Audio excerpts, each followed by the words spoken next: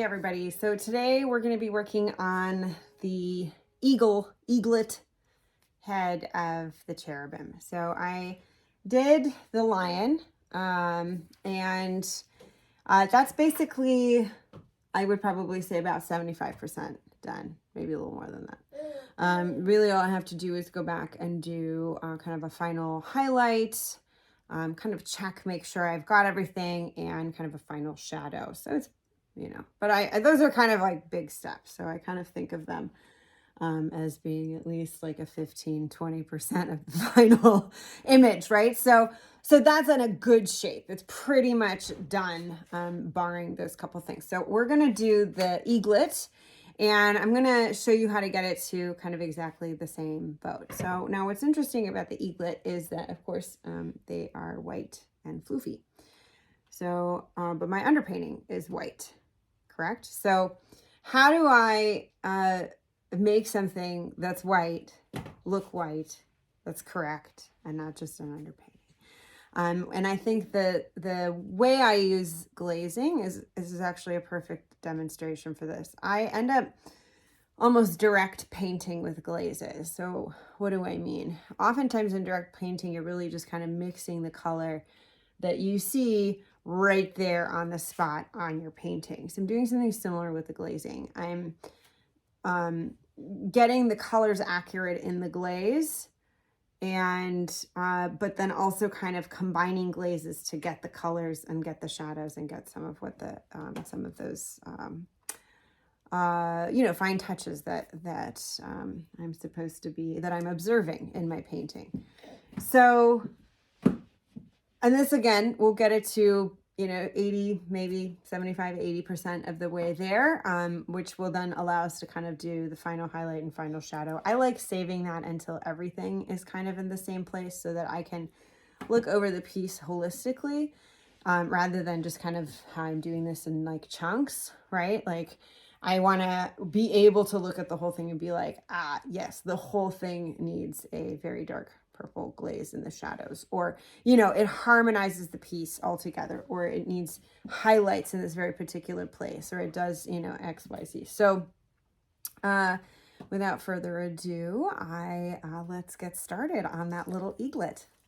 So I'm just gonna start off with a real light glaze of my Payne's gray over the beak.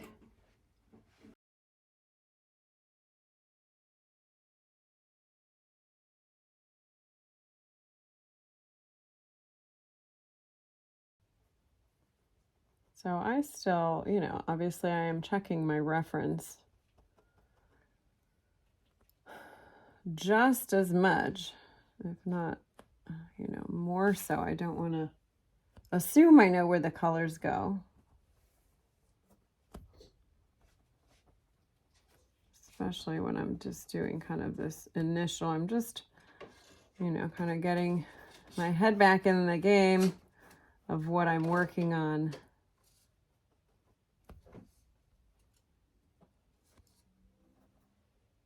Oops, see, that's not right. So you got to be careful. Don't paint what you're not supposed to. There we go.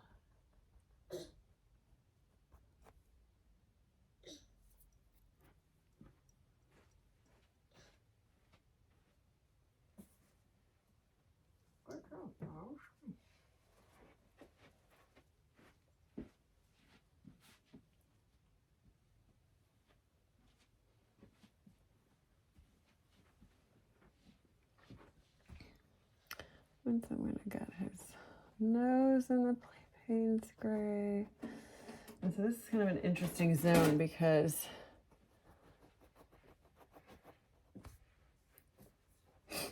as you can see in the reference, this part of the nose is skin. And so there's some floofies that start kind of coming out of the skin, but this is still skin here. So my best bet is still this Payne's gray. I'm just going to kind of lay that in almost even more lightly than I just did on the beak. So you can kind of start seeing the different textures that I've built up from the underpainting.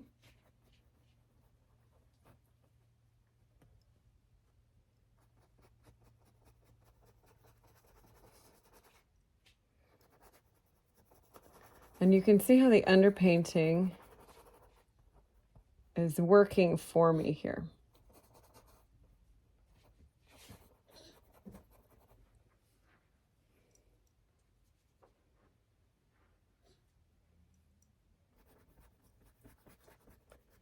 That it's already helping me create that highlight and shadow that the final image requires. Okay. There we go. Okay, so I kind of got like a underlying layer here, and now I'm going to kind of go in a little bit with some of the shadow. So I've used that Payne's gray. I mixed a little bit of burnt umber into it. Sounds like I have help coming out. I do, yeah. Hi, Papa.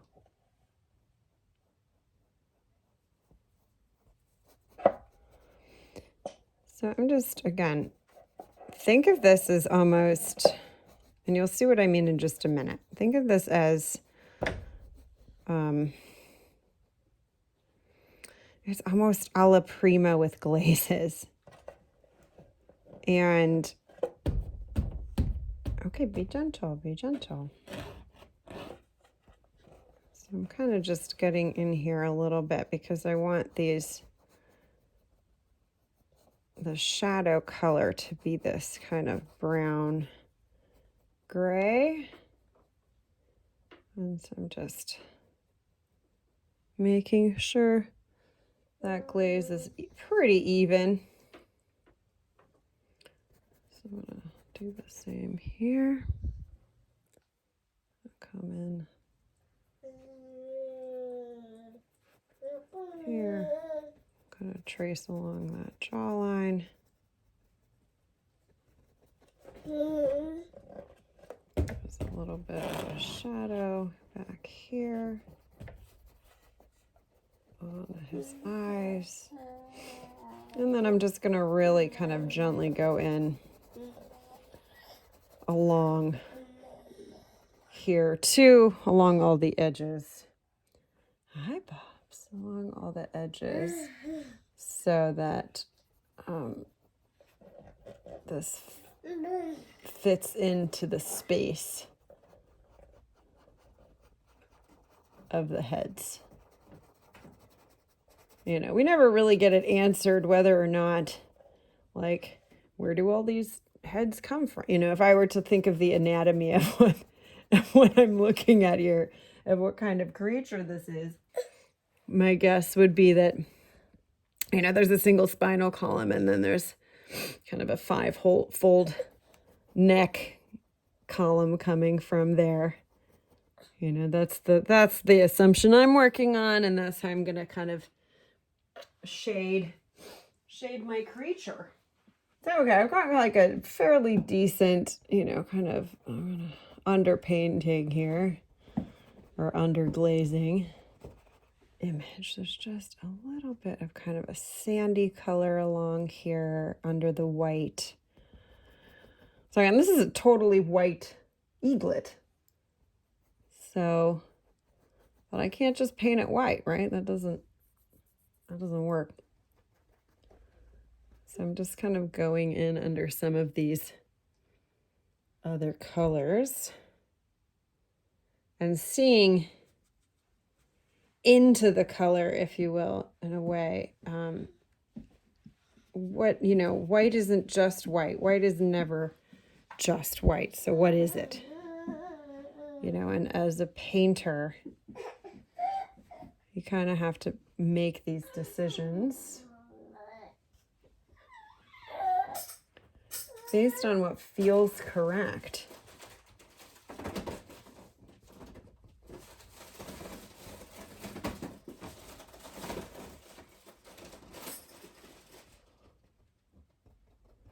So I'm just kind of adding some extra color in here. This is kind of like a fleshy color.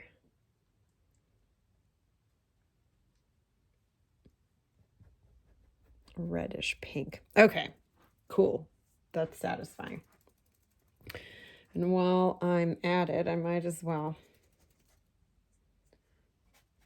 do no, let's leave the mouth. Let's leave the mouth. I'll leave the mouth to do in a minute. All right, so I'm going to go back into that beak now. So now instead of the Payne's gray, I'm actually going to take a bit of black. And again, I'm looking at my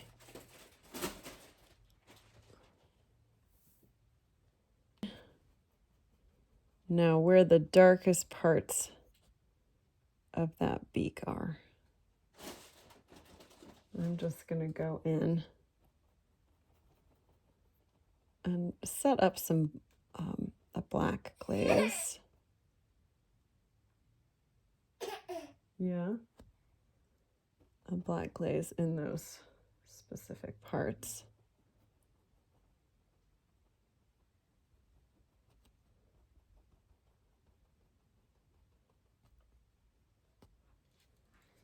You know, just like with anything, there's rules and then there's ways of working within those rules. So you never want to bind yourself into a corner with, well, this is how this has to be. Well, it doesn't. You know, you get to decide. And what happened there is magic. It's just had a almost asleep nursing baby, so I just kind of kept painting while I thought he might pass out here. But basically all I've done, even if it looks drastically different, is keep working exactly the way I was mentioning, right? So I am just almost basically direct painting with the glazes. So you can see kind of in the details. There's some places that are darker, but if you could see this in person, you could actually see that there's this is still a glaze. It's a dark glaze, but it's still a glaze. You know, like this is a dark area, but it's still a glaze. You can still see through what's going on underneath it. So, and you know, there's a wide variety of color in something that just seems kind of gray and black and white at the moment. So that's essentially the first part of it. Now I'm just kind of dabbling here, getting some of the details the way I want them. And now, honestly, I think I'm going to go in with a bit of white. I was checking my reference.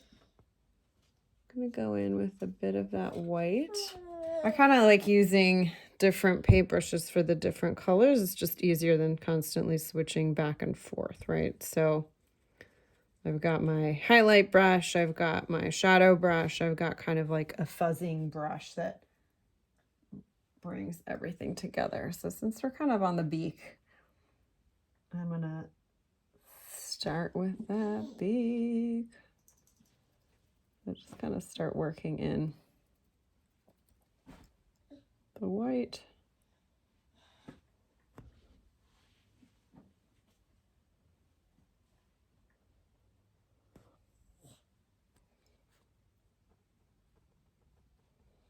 So now I'm not just, this is kind of a funny part, I'm not just highlighting now, I'm actually doing some of the surface stuff. So his beak's got some texture, right? So I'm going to kind of paint some of that texture in. I have that underneath, but I'm just building it in with the white as I see it.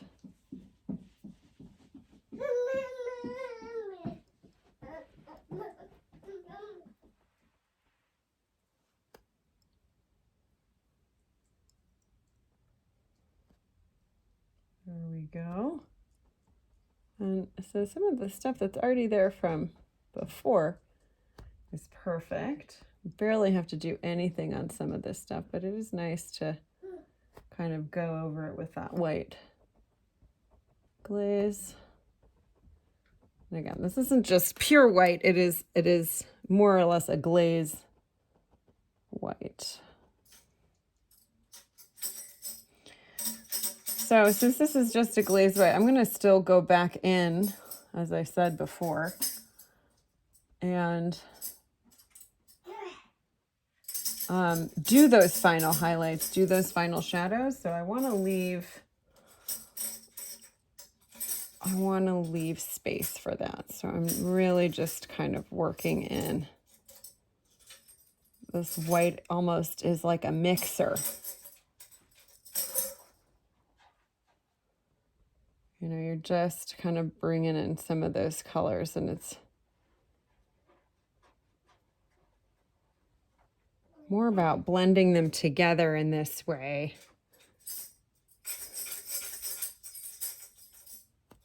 Than just simply the highlights. You've done all the highlights. You've done all that stuff. Right now it's all of that is in there working for you. Now you're just kind of painting that white in as a, like I said, it's almost, the white acts as like a blender in a funny sort of way.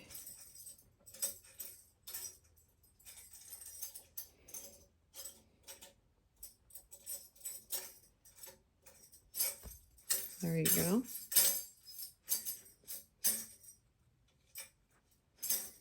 All right, I'm going to kind of move to the eye.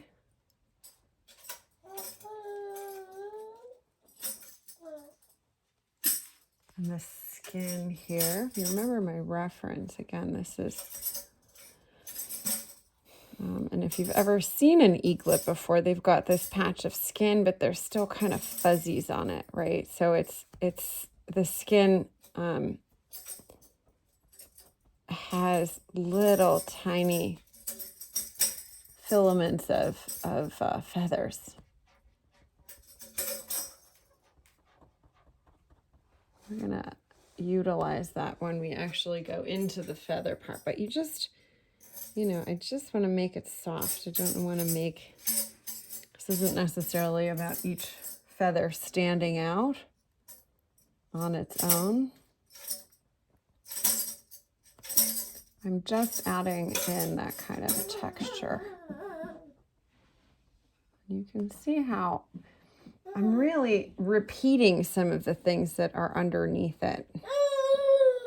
And in a funny way, it highlights and brings them out.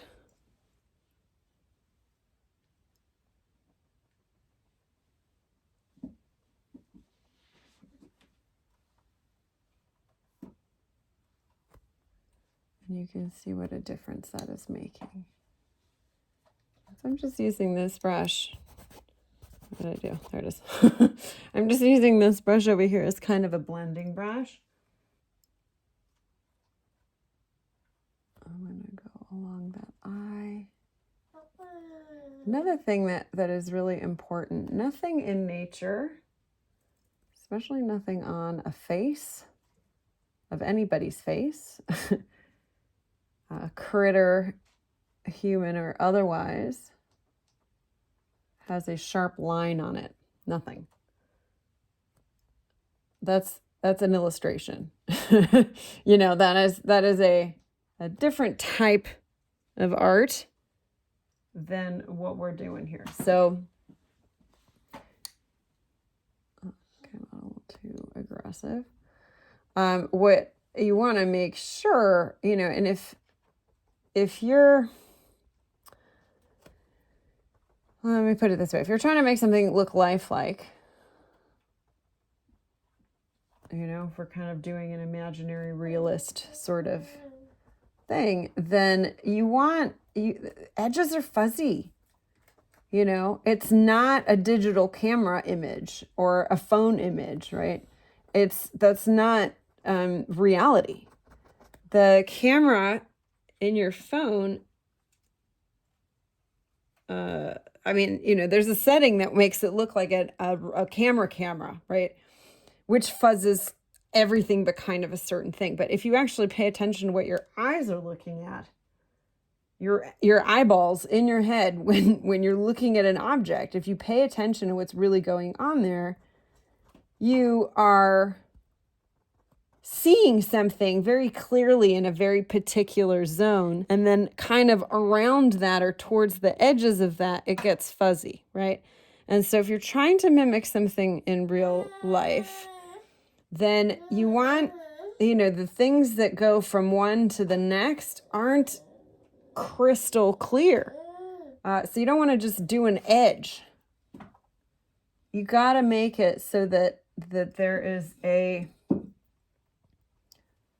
blending happening from one to the next. And it will, I kid you not, if that's literally like the one thing you change about your paintings, is this, you know, kind of, is that edge, blurring that edge, it will just amp the reality of what you're trying to do. It really does make such a huge difference. Okay. Yes, Bobs. Okay. Now I did quite a bit of that. I'm going to do the white feathers now. So I've glazed and of all of this very nicely. I don't have any glaze on any of this up here. Why? Because this is very, very bright. So I'm really just going to do a white glaze over the thing that's already there and call it a day and see how that looks. If I need a little bit underneath of something, I might do it. But honestly, because of how the light is hitting this guy's head, I am inclined to just kind of go for it. So you can kind of see, I don't have much paint on my brush. I have some, but I don't have much. So really, this is still a glaze white. Now, titanium white is a very glazy white. Let's just kind of, all right, go in. I don't want to really, I love that blue that's underneath there. That's exactly the right mood. So I'm just, see, just glazing that white over what's already there because it's pretty much what I want it to be. So speaking of fuzz, I'm just going to kind of work in that edge. Glazing some of that in. There we go. So same thing, I've kind of built up a little bit of a shadow here. So I'm just going to kind of work in with that shadow on the white.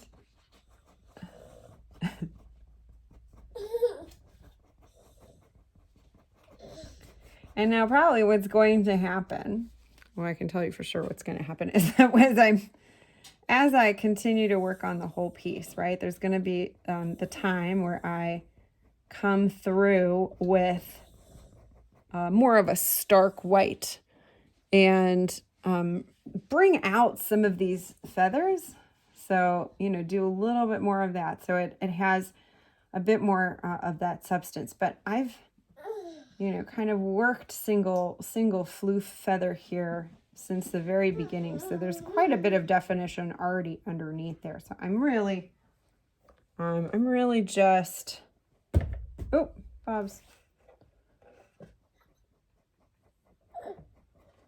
Really just kind of going in very lightly, as you can see. Yeah, baby. Uh-huh. There. And so there's quite a bit happening here, right? Like there's quite a lot of really beautiful, almost rainbow tones of color happening in his little feathers. Careful, Bubs. Let's not go over there. Bubba. Go over here. Go over here. Yeah. Thank you.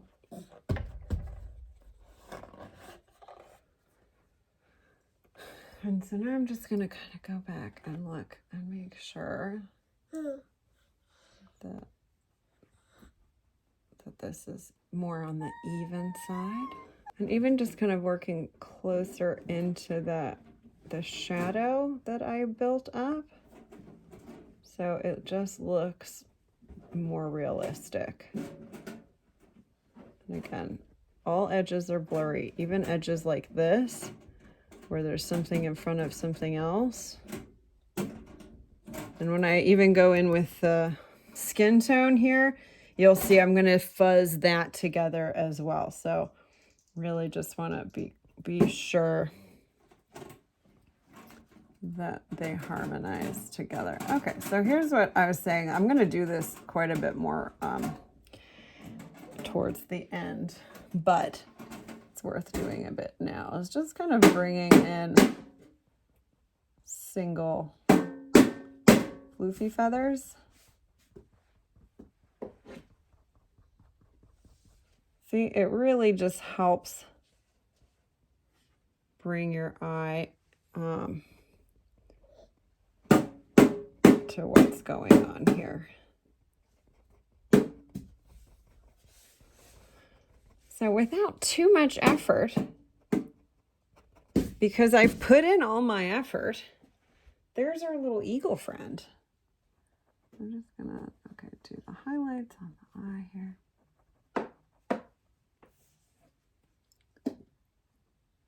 I really just glazed.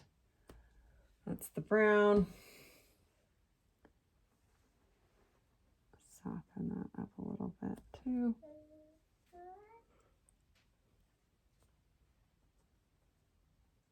There we go.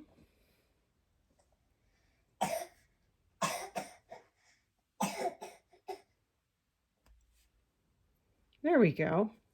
Awesome.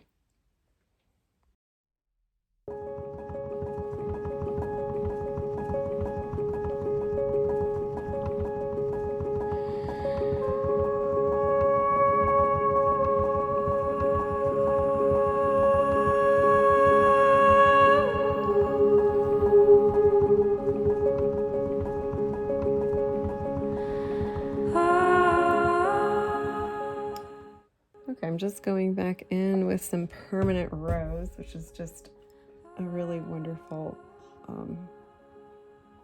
glaze pink, and kind of going in over some of the areas I just want to bring out. So all I used on the glaze here is this permanent rose mixed with Venetian red, and Venetian red has a real nice, ruddy, life sort of mood. Has a bit of orange in it that you can kind of see coming in some of these areas.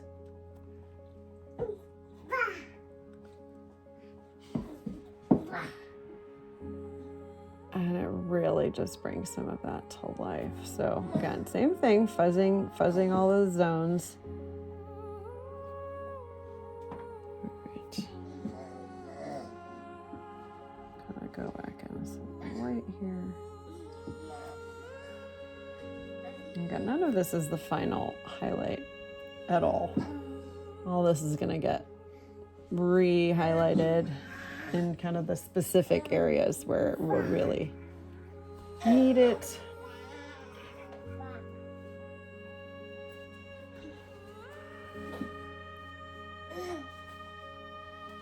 But okay. All right, and a little bit more on the shadow of the inside of the mouth.